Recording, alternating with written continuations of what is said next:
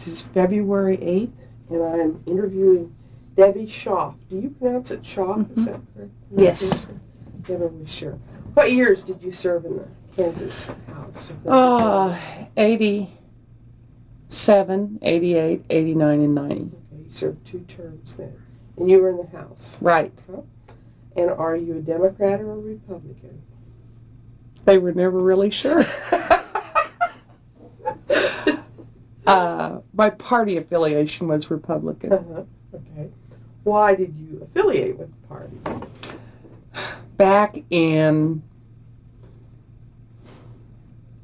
the late 70s, I think, would have been like late 70s, mid 70s sometime, when Geneva Anderson was in the House from Mulvane. My mom was her campaign treasurer, and my parents were Democrat precinct people.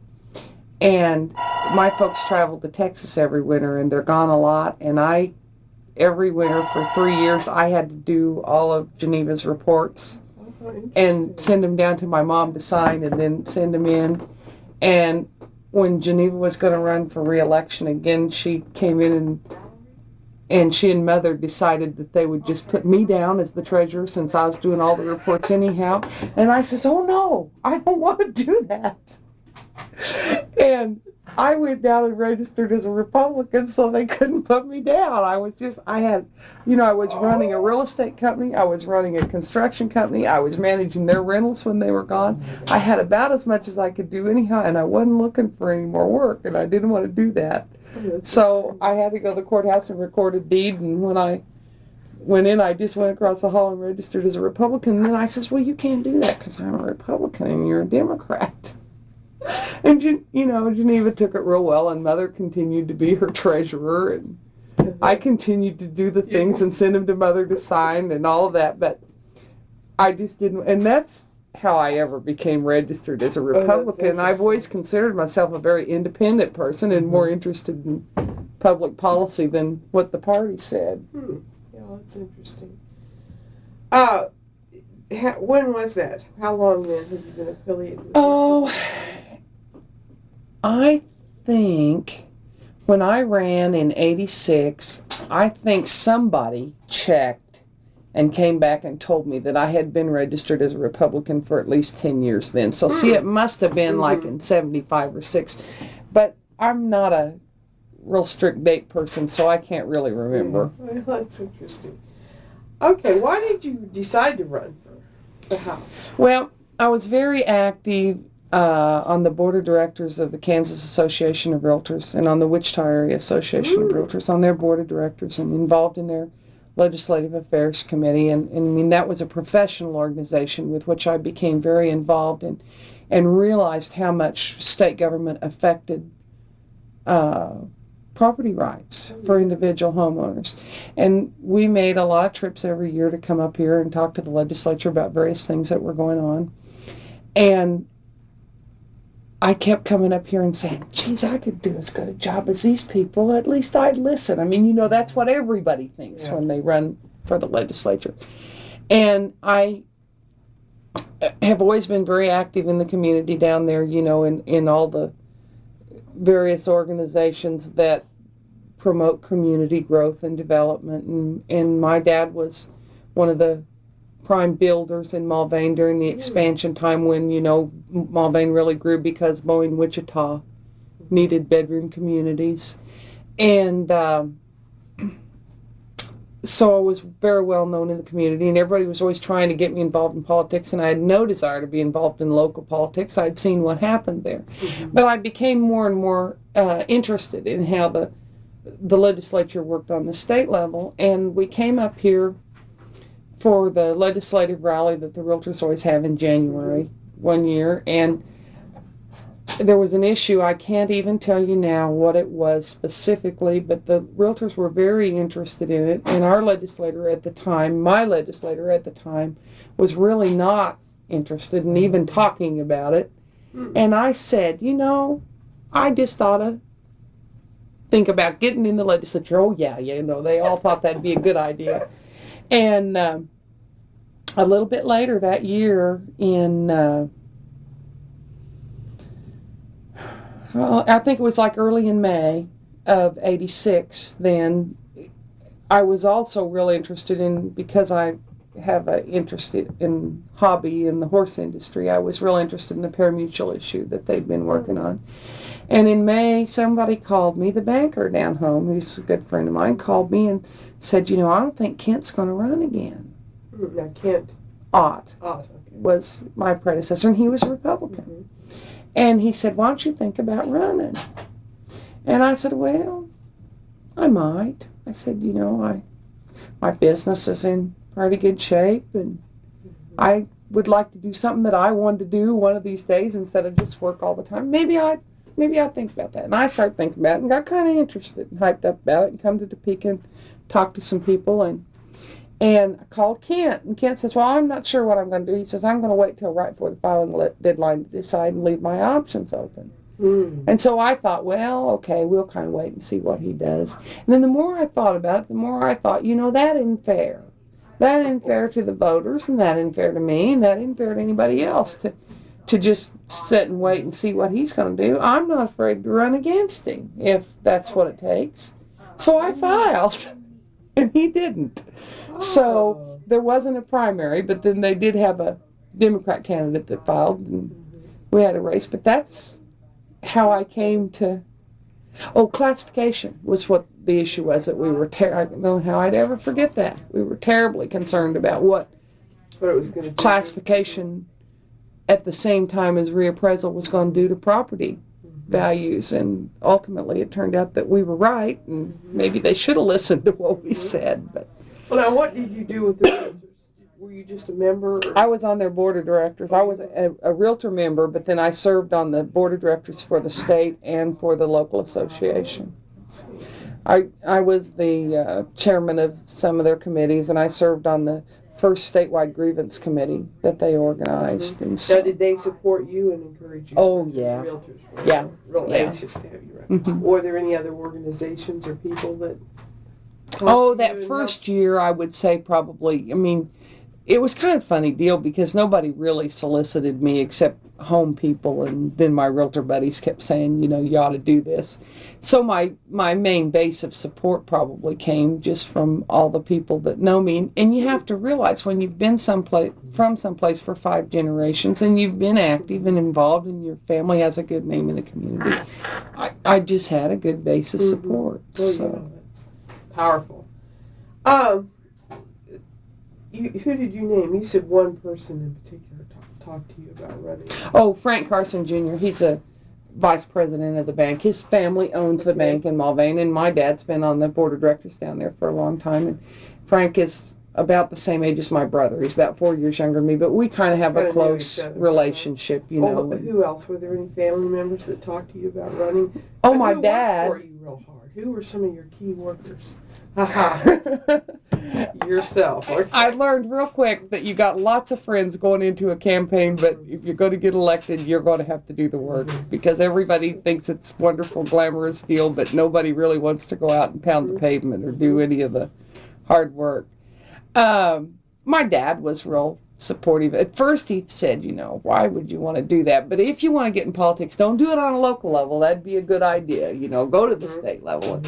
And then the more we got into it, the more proud he got that I would actually get that involved. And it was a real big joke because, my folks were big Democrats, and well, are you going to run as a Democrat or a Republican? Well, I'm going to run as a Republican. And, well, why are you going to do that, Deb? Well, because politically speaking, which is the way you have to think, the Republicans control everything. So if you got your choice of filing either as a Republican or a Democrat, and you don't care what you are, you just believe in good public policy, why not run on the majority ticket instead of being the underdog from the very start?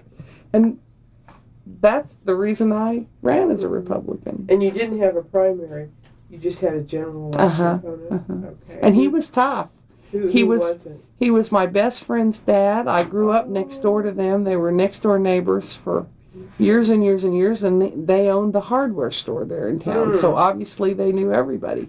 And he was an older man and had retired, and therefore he had time.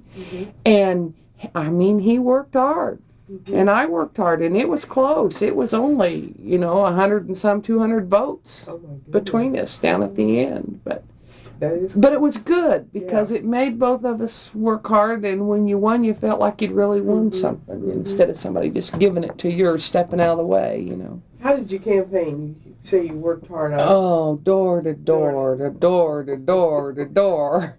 And then I went, I went to the Lions Club meeting and the ABWA and the BPW and the Women's Club and any place you could go, just the old traditional talk to people and tell them what you're doing. Well, that's the way most people, it seems like, are campaigning still. How'd you finance your campaign this first time? Well, I think I started out with nothing, with almost no money. But when Kent didn't run again, then he, through the support of people that had supported him behind me, and I had a lot of special interest money. People that didn't really know me, but because people told them I was good, they sent, PAC contributions and things like that. The realtors helped me a bunch.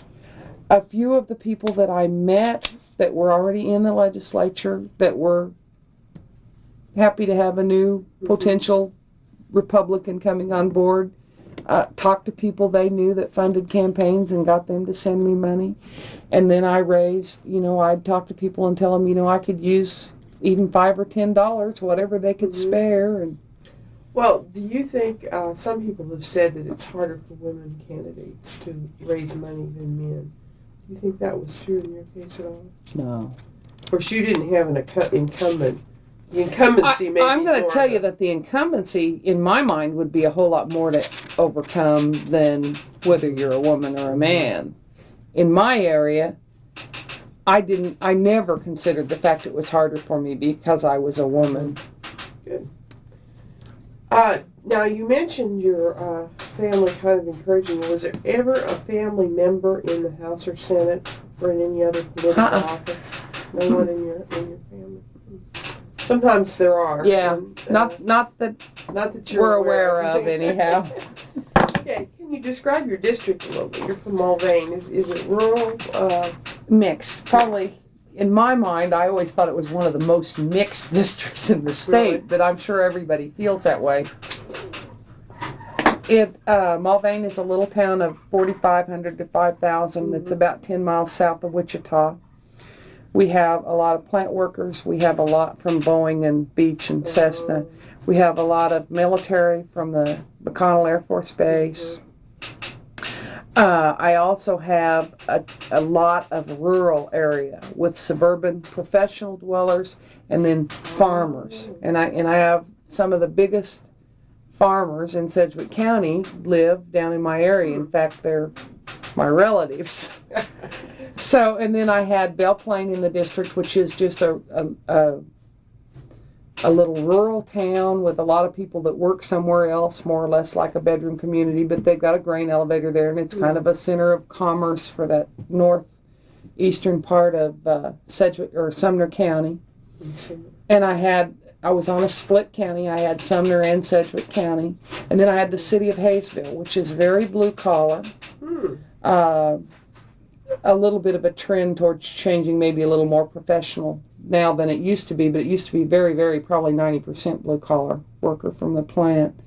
Very, very Democrat district to begin with, and very, when I took over, even the Democrat registration was higher than the Republican, but the independent was higher than either one, and it still is, although both increased substantially during the time I was in the office.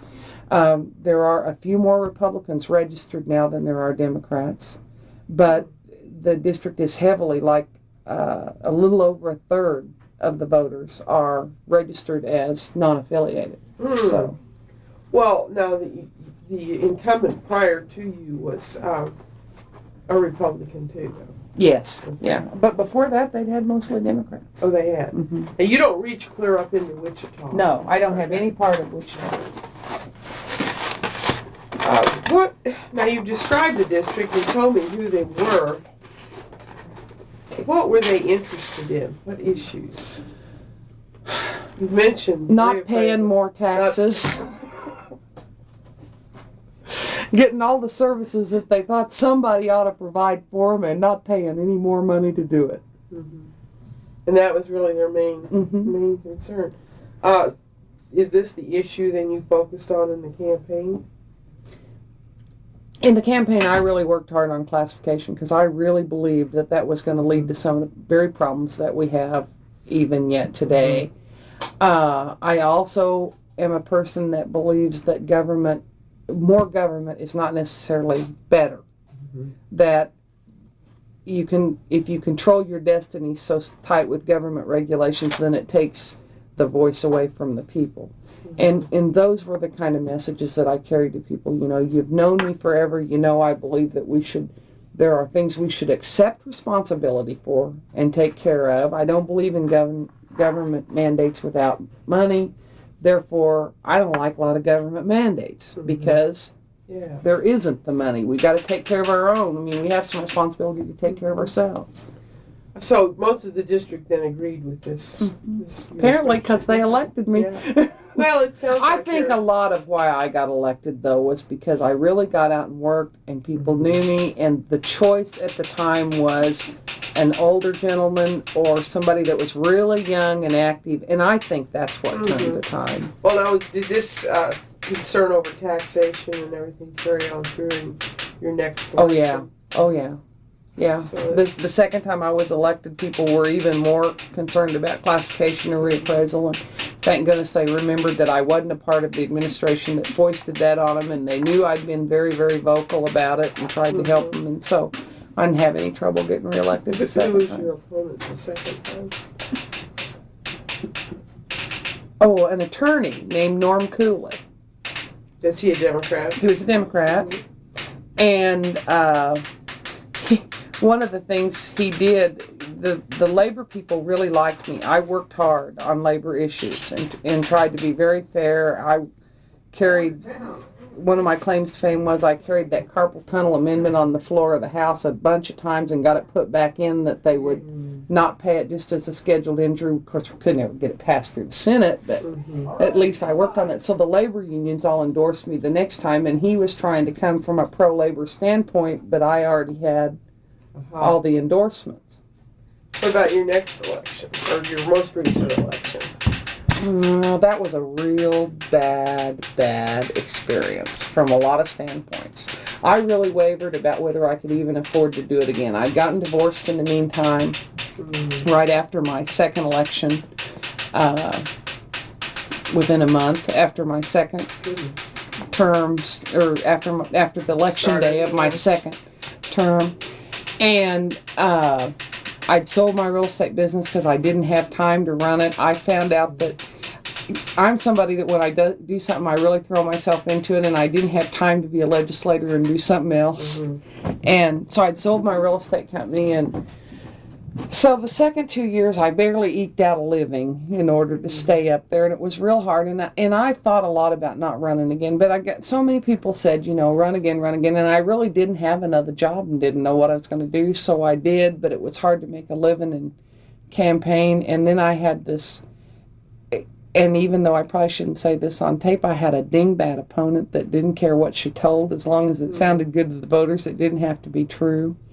And she had a boyfriend that has a long police history and had been in Larned and was out on parole. And one of my cousins was the attorney that had prosecuted him before, and he had a vendetta against me because of that. They threatened my family. He took a gun and went over and threatened my parents to kill him. He made threats about abducting my daughter from school, and we had to take her out of school for the last 2 weeks before the election. And the police came to me and said, you know, you really shouldn't be out on the streets campaigning by yourself because this guy could be very dangerous. I mean, it was a bad scene. And I really, you know, they said, we can't really do anything to protect you. We can pick him up. We don't have anything to hold him on. He'll be back out. He could be more dangerous. I lost my desire or my commitment to serve when I realized that, you know, you're in scary. it. It was a bad scene. And along about the same time, I was very, very interested in the parimutuel issues during the whole 4 years I was there. And along about that same time, Greg Dillinger, who was the former executive director here, had talked about maybe looking for another job. And I knew I'd like to do something in this industry if I could find it. And I kind of decided that, hey, if I could get out of politics and get a real job and put Chrissy and my life back together, I'd rather do that. Well, now, was your district changed by redistricting? Go ahead. Yeah, it was changed by redistricting. How many? I lost all of Sumner County, except they just drew a little line around Gore Township where I lived. And my strong Republican area and the area with which I was most familiar with the people was that area. So it took, see, my district got smaller with reapportionment. It didn't get bigger. I didn't get any new area. I just lost some of my best areas. Historically, in the elections before, I'd always lost the Hayesville area. Even with the support of labor, it was just blue collar enough that they voted Democrat. And the second time I ran and was reelected, I got more votes over there than the Republicans had in the past, but I still would have lost if I'd only had that area. In fact, in all of the elections, I would have lost if I'd only had the area that I lost in the last time. It was that piece that they took out that had always put me over. And I just didn't have that. I lost by 100 and some votes when you tallied both counties, and it was just because I lost close the... I just lost... Basically, in my mind, redistricting was probably the biggest problem, besides all this lunatic stuff that I had to go through. And I didn't, some people have said to me, why didn't you tell about what you were going through? I didn't tell what I was going through because I knew what they wanted was attention, and quite frankly, I didn't want to give them, I got threatening phone calls in the middle of the night. It was terrible. It was a nightmare. And I didn't want to give them any more attention because I was afraid they'd step up their concentration because they were getting what they wanted. I just decided that it wasn't worth it to me. Unusual situation. Maybe it isn't unusual, but it's nobody else has ever heard anything that crazy. So, well, now during your years in the House, there were some issues that were, there were some big issues. What were some of these big issues?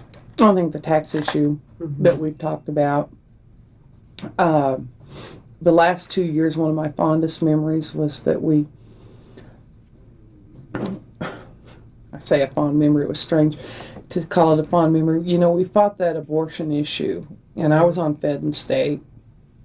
And although I didn't necessarily agree with how the committee kind of run over with their control of how they handled it, the men went through transportation and introduced the abortion parental notification bill anyhow, and that was a big controversy. And so the women decided to stand together, and they branded some of us the Steel Magnolias, and we stood together and voted for more money to fund women and children's issues.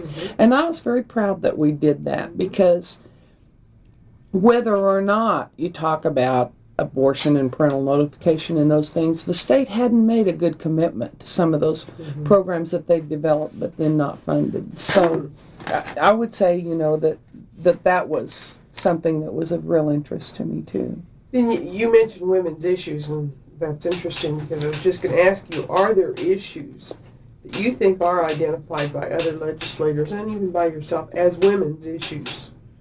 And do the women sponsor and influence other people on these issues, or is that not true? Unfortunately, the answer to the first part of your question is yes. There are issues that they identify as women's issues. I don't think they should. I think they're people issues, and I think they affect everybody. But they tend to be labeled as women's issues.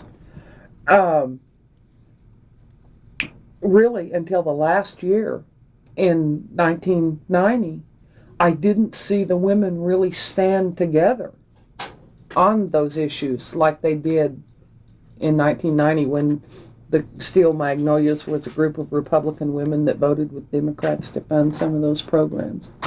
Now, were that you say the Steel Magnolias were Republican women, or were they just the women in the House, or was it mixture? The Steel Magnolias were a bunch of Republican rebel women that voted with the Democrats to fund those issues.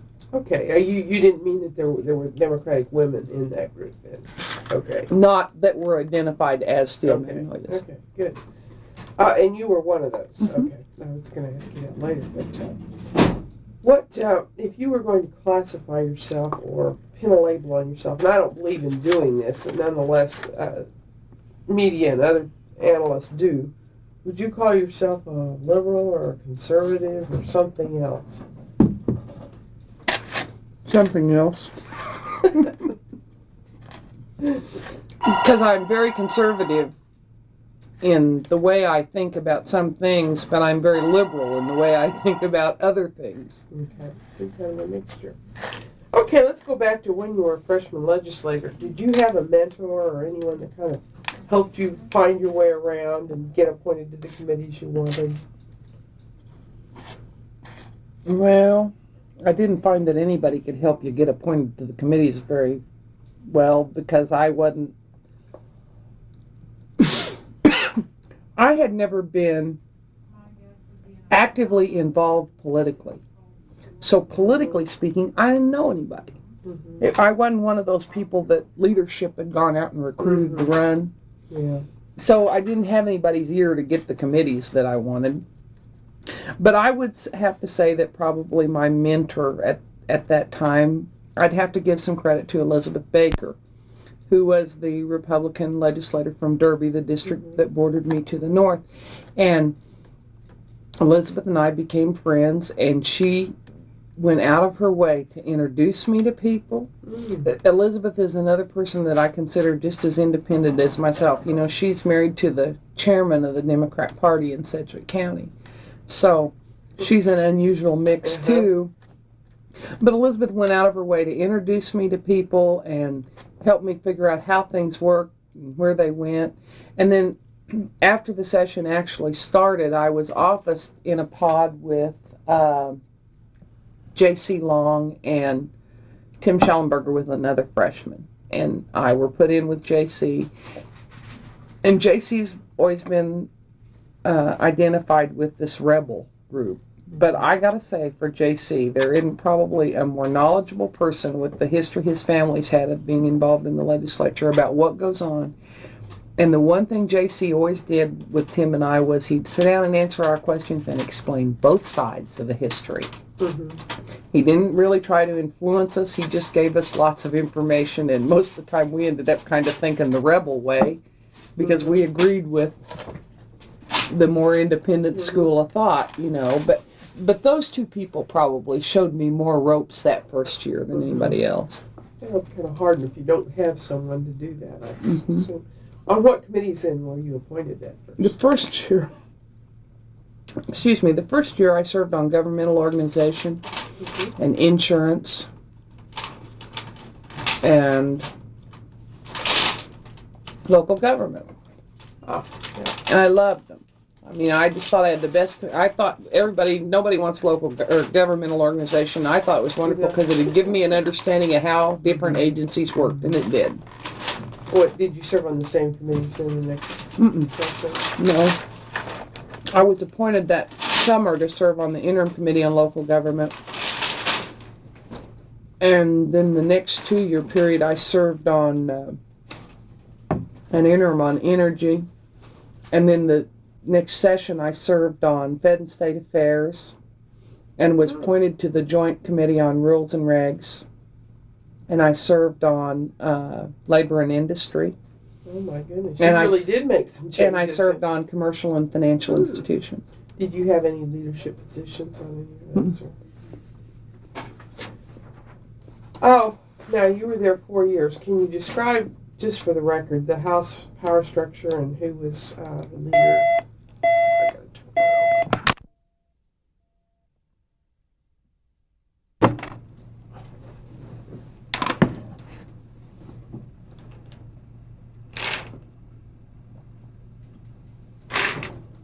Were you ready? Yeah, go ahead. Well, the leadership the first 2 years was Jim Braden was Speaker of the House.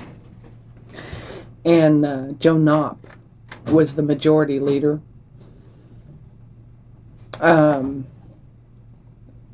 R.H. Miller was very influential, but he was, I think the only position he held at that point was chairman of Fed and State Affairs. Mm-hmm. And David Heinemann was Speaker Pro Tem. And the assistant majority leader was, I think it was Max Moomaw, if I remember right. Okay, and in the second 2 years when I came back, of course, Joan Apt was defeated, and so R.H. Miller was the majority leader. And Braden was still the speaker, and the speaker pro tem was Dale Sprague. And I think Max was still the what do you call that? Lost it. Assistant majority leader.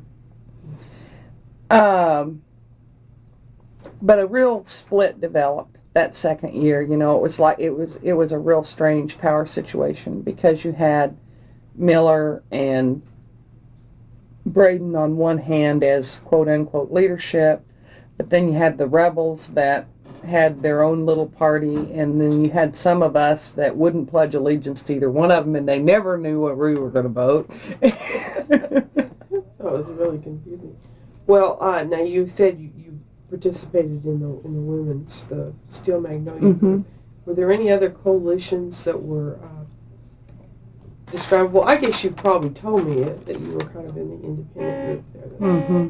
Second session. Well, the coalitions really were the rebels, and then the organized leadership, and then the Steel Magnolias were a group that kind of came together late in the session as appropriations bills started flying to support these women's issues. And they really, they had a few times that we got together and talked strategy a little bit, but they weren't a year-long coalition. Yeah. Okay.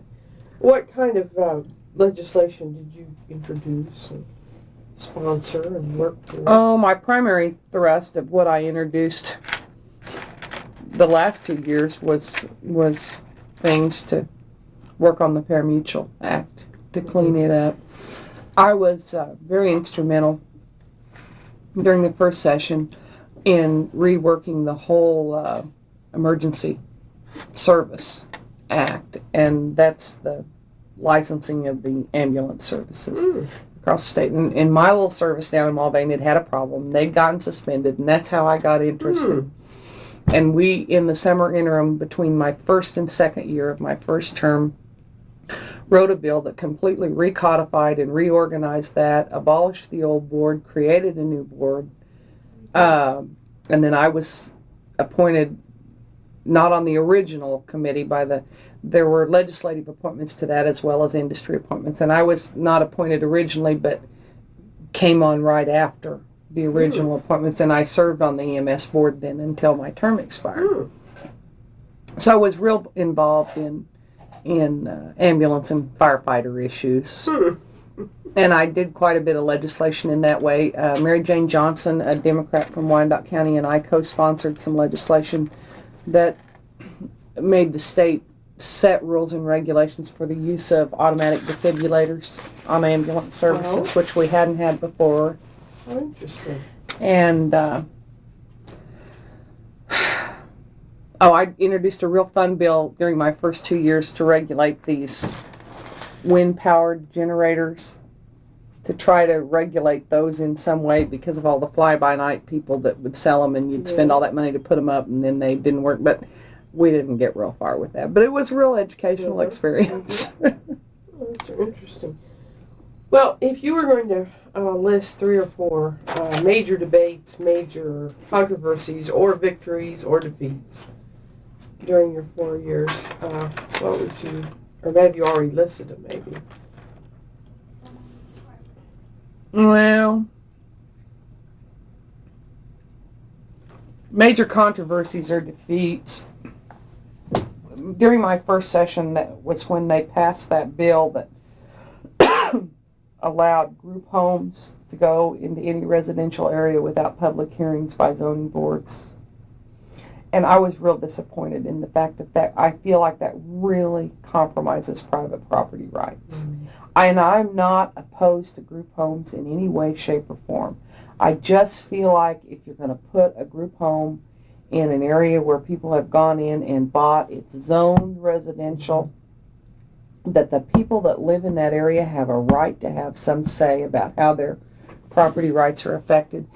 And the governor had cut a deal that he approved that, and they came to me, and as a little novice green legislator, what they tried to tell me was, you can't even enter the debate on this because it's conflict of interest because you're a realtor. And I looked up at them and I said, hey, look, you guys, nobody legally can limit the debate, and you might say I have a conflict of interest, but the people of home might not think so, and you didn't appoint me to this job. They elected me, and I will participate.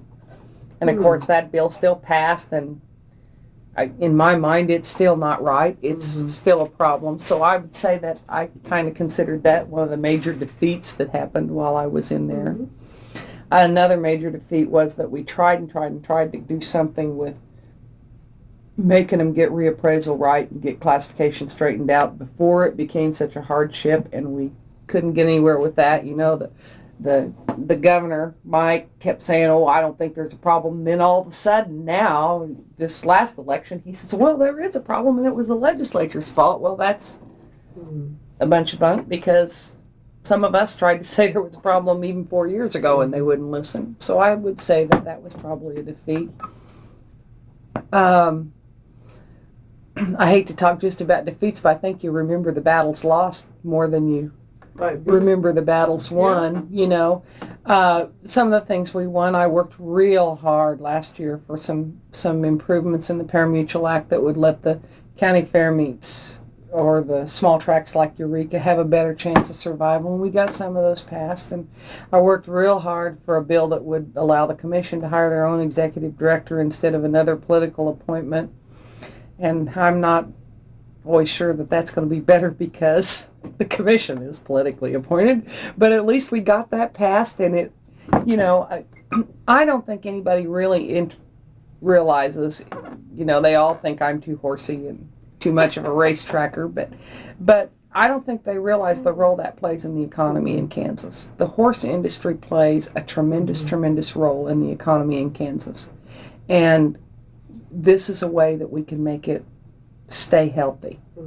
And for that reason, I've been very interested on those levels, and those are some victories that I feel like we had. So I was instrumental in introducing a bill about 3 years ago, I think it was, that said that when foster children are under the care of a CASA worker, a court-appointed special advocate, that the foster parent had to be notified when there was a hearing. What happened was the social worker would come out and work with a foster parent and then come back and tell the judge one thing, and a CASA worker would tell another.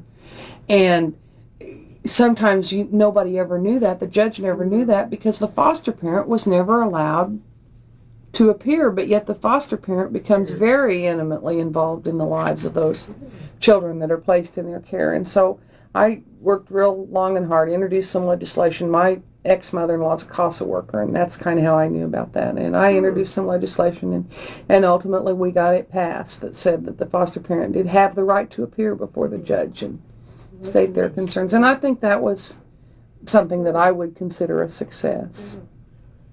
Well, along the same line, do you have any memories of any particularly humorous or fun or any other kind of memories of your experiences in the legislature? Well, I can think a lot of humorous and fun, but they weren't necessarily things that happened right in the chamber, you know.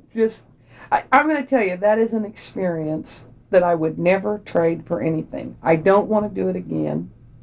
I have a real feeling of disgust when I think about the lack of information that common people, voters out there, want.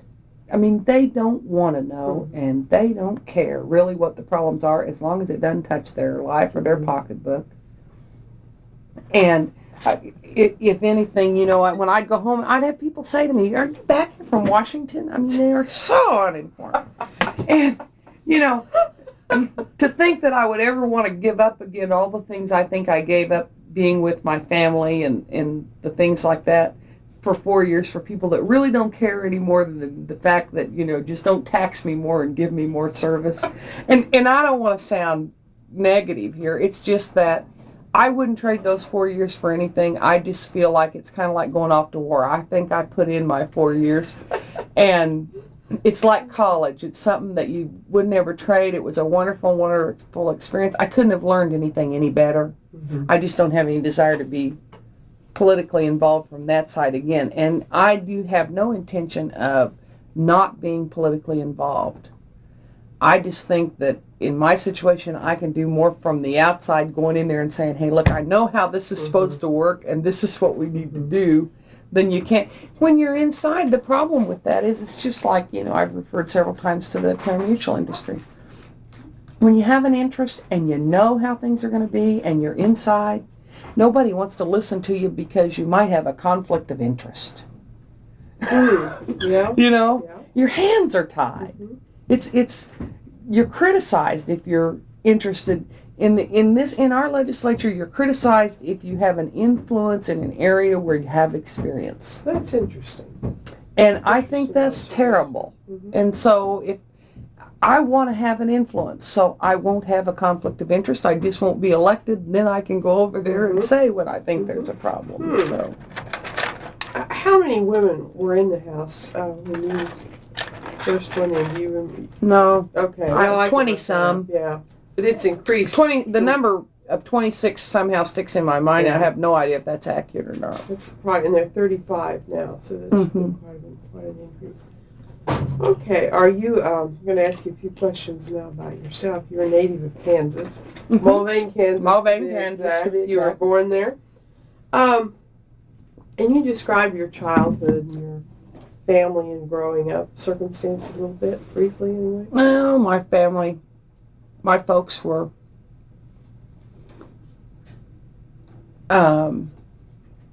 married like in 46, and I was born in 48, and they were from parents that were comfortable but not wealthy, and they were ambitious and hard workers, and my grandpa had run a lumber yard, and my dad's dad and my mom's dad had died when she was 13, but her mom had had a farm, and her brother had continued to farm that farm, and so they were, you know, kind of agriculture and small business inclined, and my folks started a lumber yard in Mulvane long about the time I was in first grade or so, and or maybe a little before that, actually.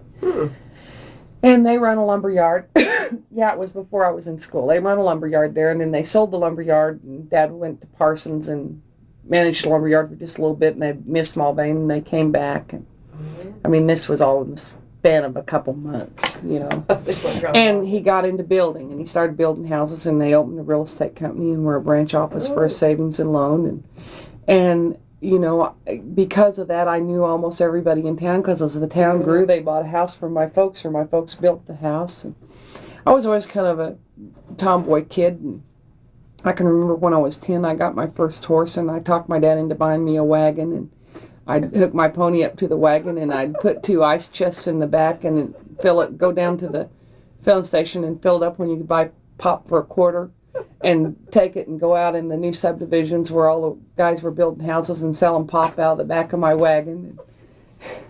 Wonderful. And then when I was, you know, and I'd ride my horse down, in the summer I'd ride my horse downtown, tie him to the fire hydrant in front of the cafe every morning, and go in and visit with all the old guys. And so I was just a kid that was interested in what was going on, you know. Like people, it sounds Like people. So when I was 16, I'd hung around my dad's job so much that I thought I could probably build houses, and I made some comment. He said to get a job, and I made some comment that I could build houses as good as he could. And he says, well, okay, come on. And we went down to the bank, and went in and talked to a bank officer, and he said, I'm willing to co-sign for her, but I want it to be her responsibility. Why don't you give her a construction loan to build a house, and we'll just see what she can do. So I started a construction company called Fine Homes Construction, and then for every year after that, before I went to college, I built 2 or 3 spec houses every summer to earn some money. And I went to college for 2 years and figured out that I could go home and build houses and sell real estate and make more money than I could going to college. And I went home, and my dad says, nope, this isn't going to work, Deb. You're going to have to prove that you can work for somebody else before you can work for yourself or work for me. So I said, okay.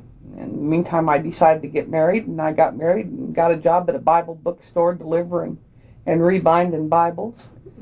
And met a guy that was a circulation director for the Wichita Eagle, and he said, you're much too smart to be delivering Bibles from a warehouse. Why don't you come work for me? And so I went to work as an assistant to his secretary for about a month and ended up promoted to a district manager, and then ultimately to the office manager for the circulation department of the state division of the Eagle. And I did that all in a period of a couple years. And I went home to Dad and said, I'd a lot rather be making the kind of money I could make selling real estate. What do you think, I've worked for somebody else long enough? And he says, well, I guess. So I went home and bought into the family business and did that until I went in the legislature. So that's a lot of interesting but diverse occupations there. Oh, okay. Okay, where did you go to school? Can you describe your schools that you went to? I went to 12 years of school in Mulvane. Oh, all 12 years? Mm-hmm. And how large a school was that? We were kind of the baby boom years, so our classes were maybe a little bit bigger. The class before us and our class were bigger than what they'd had before. If I remember right, there were 3 first grade classes, and there were about 22 or 3 in each class. My graduating class from high school was one of the largest ones they'd had at the time. And to tell you how many there were in my class, I can't remember, but it was like around 100. Around 100. Uh-huh. Oh, okay. That's pretty good size. Okay, during your, before you were in the legislature during those years, did you belong to any organizations that influenced you to run, or at least helped you to, or even helped you to participate and prepare you for holding political office? Probably Kansas Association of Realtors is what I'd have to say there. Mm-hmm. Professional organization then. Were there any other organizations as you were growing up? Nothing else I really did. Okay. Political. Well, but did they prepare you with skills? Right? Were you a debater or anything in high school? Yeah, I took debate in high school. I had the lead in the all-school play for 2 years. Okay. I'll tell you something else I did. My mother was a great believer in expression lessons. I used to call them elocution lessons. You know what I'm talking about? Yes. And there's this little old lady in Mulvane, Carol Williamson. She used to be Carol Shelley, and Doc Shelley delivered thousands of babies in Mulvane. He was the old country doctor. And Miss Carol was about 4'3" tall and wore high heels, 6 inches high all of her life, and had bleached red hair, and she was 83 years old, She taught expression lessons at the Wichita College of Fine Arts, or whatever it was in Wichita. And she lived on the corner over there in the middle of town. She was one of my grandma's friends. And when I was about my daughter's age, about 10, my mother started me with expression lessons at Miss Carol's. And I went there every Wednesday night after school. And I memorized readings, and I did readings, for the Golden Age Club and the this and the that. And so, from the time I was 10, I was learning to say parts and stand up in front of people and talk to them. And I did that all the way through high school. And of course, when it came time to try out for the school play, I got the leading part both years. And just, I can never remember when it ever bothered me to talk to 1 or 1,000 people, because you think because Miss Carol didn't ever give you an opportunity to be nervous about anything, Well, did you practice in between times and between lessons, or? Oh yeah. If you didn't, every Wednesday she'd give you a new reading to memorize, and you had to have it memorized and be able to recite it in front of her with the proper expression by the next time. Okay. Okay, now you described your occupations prior to your election to office. Now, what is your occupation now? What is your title? I'm the executive director of the Kansas Horsemen's Association. Mm-hmm. And there, in the parimutuel statute, it authorized the Racing Commission to contract with an official registering agency to maintain the records for the Kansas-bred racing program. And all the money from the unclaimed tickets and the breakage goes into a fund that's distributed to horses that are either registered or certified as Kansas-bred. And so I'm the executive director of the agency that administers that program. Okay, when did you start this? January 4th. January 4th this year, so this is, you're into your second month, barely. Right. But I feel like I've been here for 2 years Did or you 3. set this up then, or was... No, I had nothing to do with actually setting this up, but I had to do with writing the original legislation that created it, in that one of the things you include in a parimutuel law now is a breed program. Mm-hmm. And because these are the people, these are the horsemen, I've worked so close with these people to get the rules and regs changes that they needed on the Rules and Regs Committee, and to get the legislative changes they needed to make parimutuel racing for the horse industry work, because if it doesn't work, then their organization doesn't survive. And so, for the past 3 years, I've probably talked to the people in this office every day at least once, maybe 2 or 3 or 5 times. So it's almost like, coming home, because I know what they do and I know how they do it, and I kind of knew what they needed to make it better. So well, this worked out really well for you then.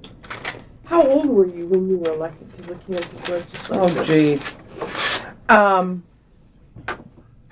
The 6th of February was my birthday, and I turned 43.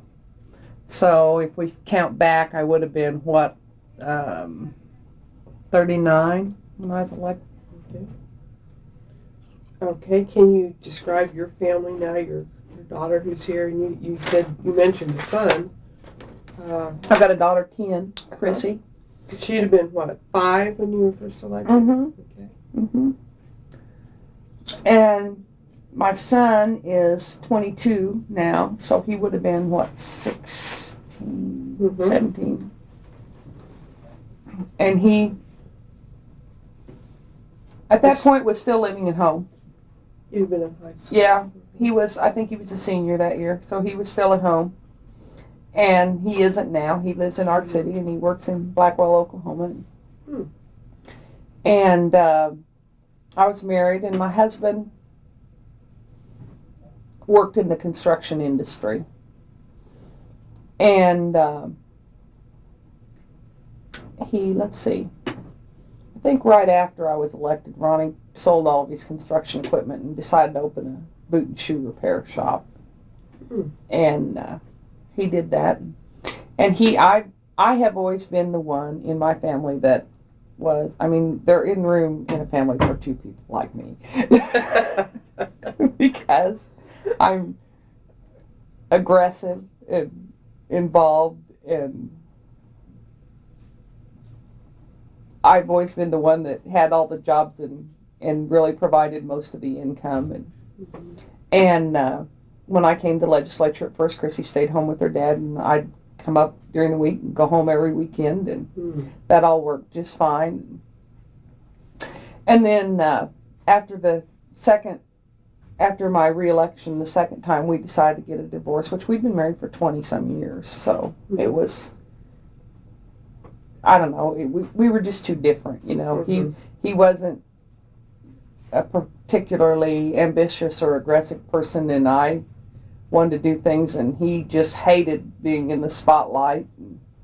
Wasn't, I tried to keep him out of the spotlight, but he was more satisfied when I was just staying home and making lots of money and not doing things. And when I said, we don't make as much money as we used to because I do this other thing, he thought he'd like to have somebody that would help make more money. So we decided to go our separate ways. And so then last year and the year before, and during the second term, Chrissy did stay. He just lived a mile from us, and we're still real good friends. We just decided not to be together anymore. She lived with him during the school year while I was up here in session, but would come home with me every weekend and was with me the rest of the time. When I just...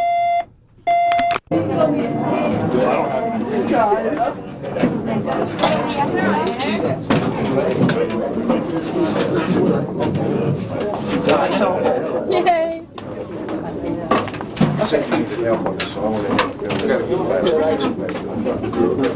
Where do you want our case study? Or she's gonna grab it. We should have had you on the town next video. Oh, no. I'll fill in. I just want to be sure. Thank you. Yes, I didn't know if you wanted to look at that. Yeah. I didn't really have any articles, I just pulled out the ones that I pulled out in the magazine. Is that good enough? I understand, yeah. Okay. This group is a little hard, but I worked with you enough, I think I know. Yeah, we did. Okay. Good. And I can give you, or did Lori give you all the transparencies? Do we need those for anything? No, Okay. because I've looked at them. I've Okay. Most of my stuff's in a book, so. Other thing is, I didn't look, as you know, at this. So I come to your office later today. I don't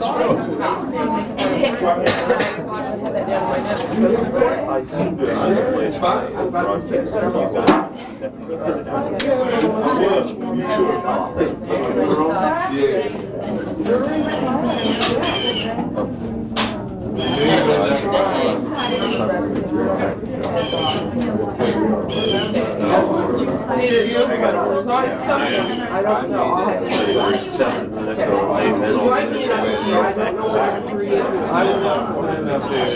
When would be a good time to bring this up? I would ask you for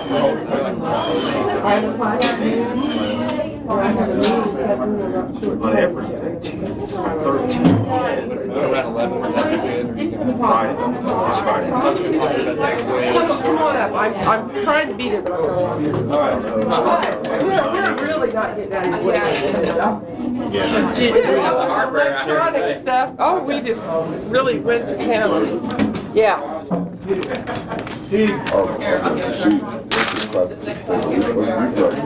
Yeah. Here's Tony.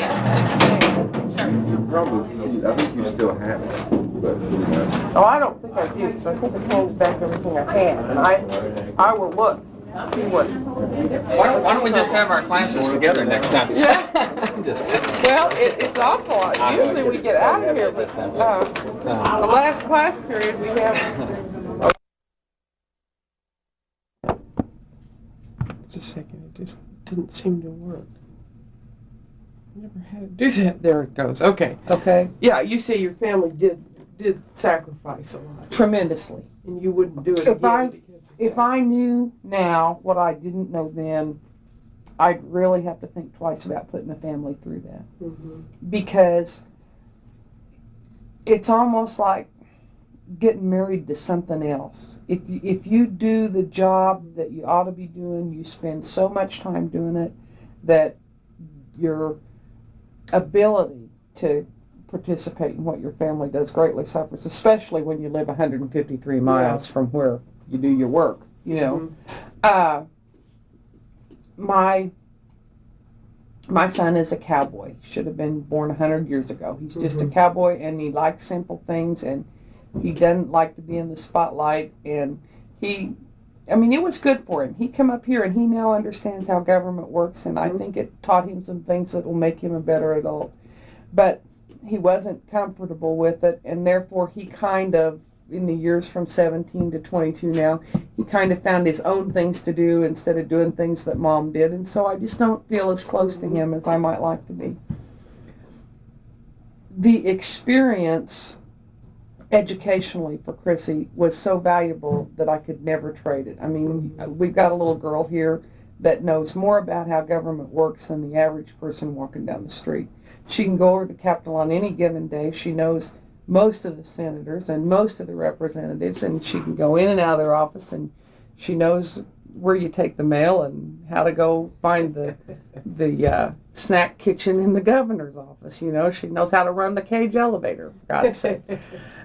It was really good for her, but I feel like we both missed a lot when I couldn't go to our school programs. And, you know, here's a mom that's supposed to be really concerned about things like that because she's a legislator, but you have to say to your own kid, I can't come participate in your things because I'm up here trying to make things better for everybody, and it's hard for a kid to understand those kind of things. It was partly her age then that was a Oh, disadvantage. see, I would have been more reluctant to have left her, actually, if she had been the age she was now. In fact, I always said I wouldn't make legislature a career. I only really wanted to do it for 2 or 3 terms.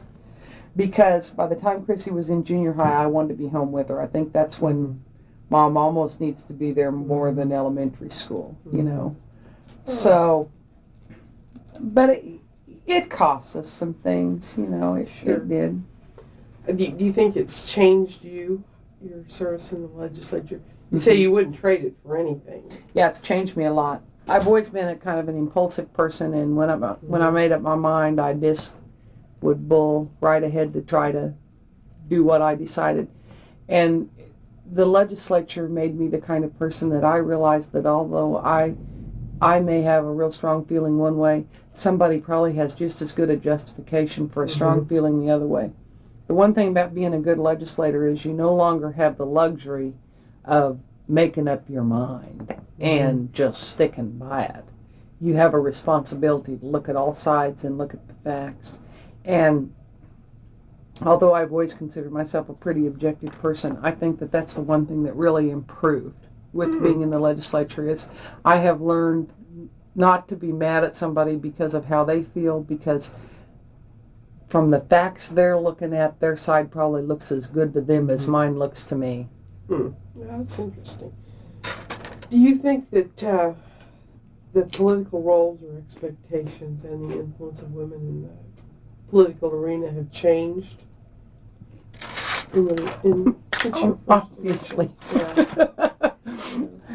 And I think the best example I can give you of that is the fact that they elected Joan Finney as governor.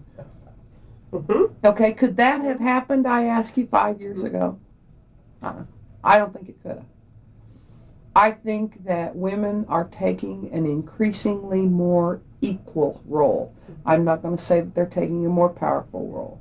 I think they're taking an increasingly more equal role. Good. Now, we found in our research, or when we were doing a little statistical analysis of the numbers of women in the Kansas House and the Kansas Senate, that up to 1975, there were only 4 women at a time ever in the House.